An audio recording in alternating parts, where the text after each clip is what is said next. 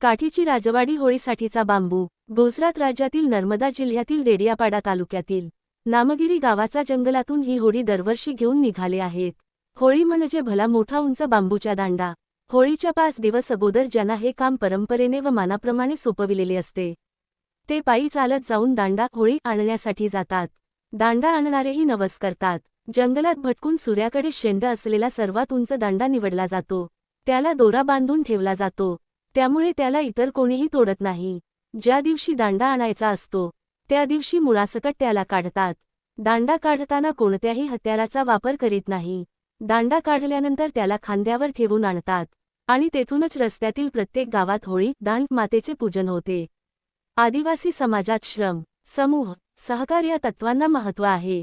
यासाठी आमंत्रणाची गरज नसून केवळ होळी मातेचे पावित्र्य जतन करावयाचे समूह, मौखिक संस्कृती अबाधित ठेवायचा सण उत्सव आहे। राजवाडी होळीचे वेध सातपुडा पर्वताच्या कडिकपारीतल्या बांधवांना लागलेत। काठीगाव पुजारा म्हणून रायसिंग हांद्या वसावे, नोवजा इर्मा वसावे हे आपल्या सहकाऱ्यांसह होळी दांडा घेऊन काठीचा दिशेने वाटचाल करत आहेत।